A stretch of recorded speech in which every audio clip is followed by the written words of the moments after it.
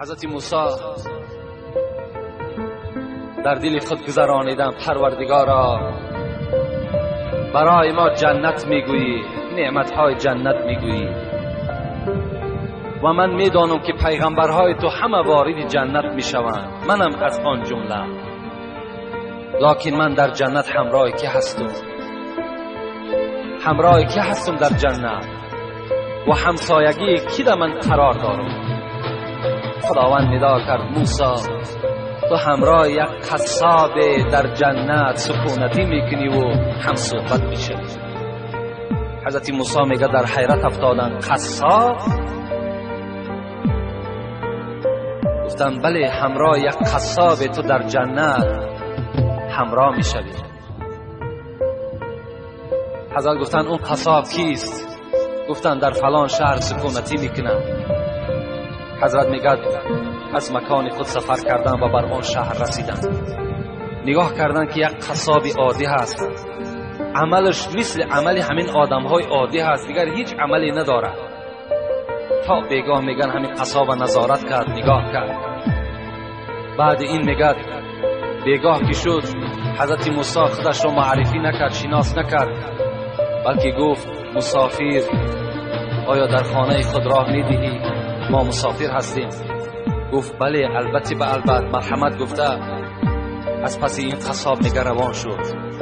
وقتی میگه در خانه قصاب در آمدم، در یک خانه مرا شیناند. البته اون وقتا این قصرها و این 3 ایتاژ و 5 ایتاژ خانه ها نبودن، مگر یک خانه یا 2 کلبه‌ای داشتن خلاص.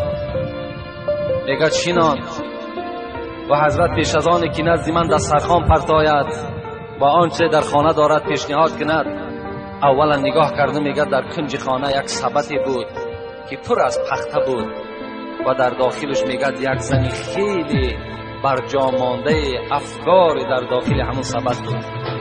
میگه حضرت میگه نزدیک شدن، با دست خود میگه طعام دراز میکردن، بر دهان او کس آب میدادن.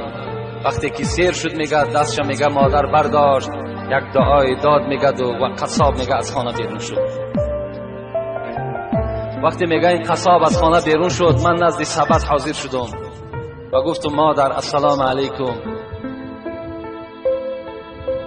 شما کی هستین؟ گفت من مادر همین قصاب هستم، سالهای زیادی رنج دارم، مصیبت دارم، بیماری دارم، لیکن الحمدلله که این فرزند من دایم در فکر نفقه من هست، شکم و لباس من و جای خواب من دائم معین کردگی هست. میگه گفت مادر عزیز آیا یگان امید، آیا یگان دعا، آیا یگان درخواست مقصد داری؟ گفت ای مسافر، گفت فقط یک امید دارم و دائم دعای من همین است که این فرزند من بعد این قدر مهربانی هایی که بر من میکند خدایا در جنت در همسایگی حضرت موسی باشد. فقط دعای من گفت همین است. میگه حضرت موسی گریان شدند و گفتن مادر، گفتن یک شادیانه بر من بده، یک هدیه بر من بده، زیرا که همان موسی که تو میگوی همان موسی من هستم و همان پیغمبر من هستم و دعای تو در نزد خدا اجابت یافت و این فرزند تو در جنت همراه من هست. خوش به حال اون فرزندهایی که همراه پیغمبرها و همراه شهدا در جنت از پشت چی؟ از پشت خدمت کردن در حق پدر و مادر هست. رسول اکرم در حدیثهای فراوان خود به ما و شما خبر میدهد کسی که سحر از خواب میخیزد مرضیا لابویه، هر وقتایی که سحر بیدار می شود پدر و مادر از او راضی هست، پدر و مادرش راضی هست. مادامی که پدر و مادر راضی شد، رسول الله چی گفتن؟ له بابان مفتوحان الی الجنه. وقتی که پدر و مادر سحر که از تو راضی باشند، 2 دروازه از دروازه های جنت برای تو کشاده ایستادگی منتظر تو هستند. و من امسا مثل ذالک، اگر تا بیگه هم که راضی ایستند، رسول الله گفتند اون دروازه ها هم کشاده منتظر این فرزند هستند.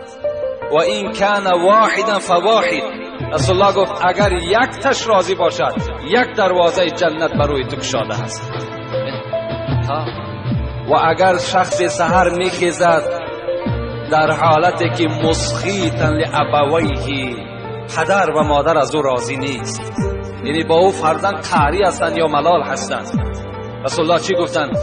کان له بابان مفتوحان الی النار، دو دروازه از دوزخ برای این فرزند کشاده ایستادگی هست.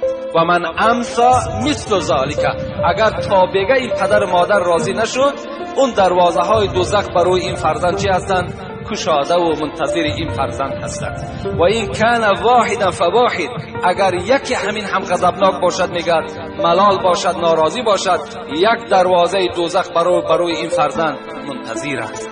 لیکن در دوام رسول الله چی گفتند؟ و این ظلم و این ظلم و این ظلم، 3 بار گفتند اگر چنده که پدر و مادر تو ظالم باشد، پدر و مادر تو ظالم باشد، پدر و مادر تو ظالم باشد، اگر چند پدر و مادر ظالم هم باشد، تو چیکار کن؟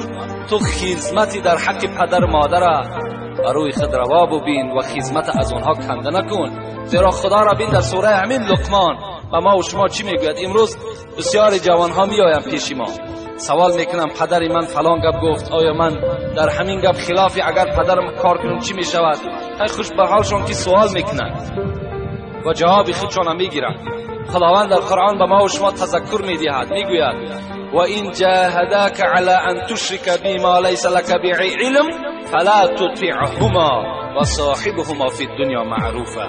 صدق الله العظیم. سوره لقمان است. خدا میگوید اگر پدر و مادر بر کدام شما ای فرزندها امر کنند این که فرزند من با خدای خودت مشرک شو، یعنی شریک در ذات خدا بیار، یا میگم فرزندی من نماز نخوان، فرزندی من روزه نگیر، فرزندی من مالداری زکات نده، فلا تطیعهما، این پدر و مادر بزم این قدر احترامی که دارن تو اطاعتشان نکن. در حالتی که به خدای خود گناهکار شدند، پدر و مادر تا اطاعت نکن. و صاحبهما فی الدنیا معروفا، لیکن اگرچند پدر تو کافر هم باشد، مشرک هم که باشد، مفسرای قرآن زیاده از 10 تفسیر ما در خانه داریم، همش چی میگن؟ و صاحبهما فی الدنیا معروفا، با این پدر کافر، با این پدر مشرک تو چکار کن؟ معامله خوب کن، در حق اینها خدمت کن.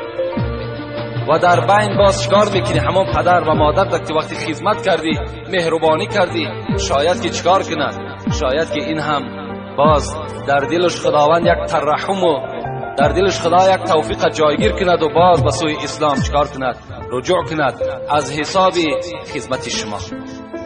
حتی حضرت موسی را میگوید در روایت ها میآید که وقتی که بالای کوه تور میرفت، با خدای خود میگد نازیده گپ میزد، می نازید که ما با خدای خود چکار میکنیم؟ این سخن میگوییم. البته و کلم الله موسی تکلیما، این جای حقیقتش است، این یگان افسانه و یگان حکایه نیست. زیرا خدا میگوید که موسی از پیغمبرها کسی بود که همراه من صحبت میکرد، همراه من سخنرانی میکرد. حضرت موسی میگد بالای همون کوه تور میبرامد و بناز با خدای خودش چکار میکرد؟ صحبت میکرد و احکام و ارکانها را می آورد بر امت خودش می رساند. روزی از روزها میگه حضرت موسی بالای همین کوه تور با خدای خود میگه راز میگفت.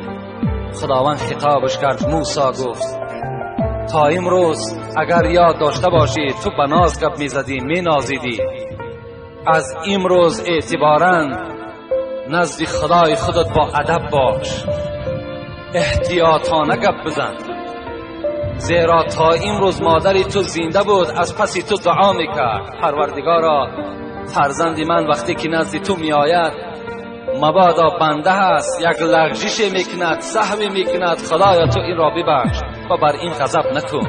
امروز مادری تو از دنیا گذشت، دیگر تو ناز بردار نداری، نزد خدای خود با ادب باش. با احتیاطانه گپ زد، زیرا یگانه کسی که دلخوری تو بود و در حق تو دعا کن بود این مادری تو بود که از دنیا گذشت. خوش به حالی شما فرزندای عزیز، برادرای عزیزی که احترام پدر و مادر دارین.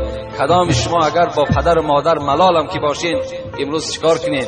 رفته بعد شنیدن این سخنها اگر شما ایمان کامل داشته باشین، ترسی از خدا داشته باشین، باوری بر قبر روز قیامت داشته باشین، از پدرهای خود مادرهای خود عذرخواهی کنین، قدمهای اونها را بوسه کنین و اونها را احترام کنین. انشاءالله خداوند شما را چکار میکند؟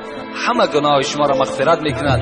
حتی پدر و مادرم بعد بخشش فرزند انشاءالله باوری دارم که اونها یک صندوق رحم هستند، یک سیله رحم هستند، از فرزند در حال چکار میکنند؟ گذر میکنند و فرزند خودشان میبخشند.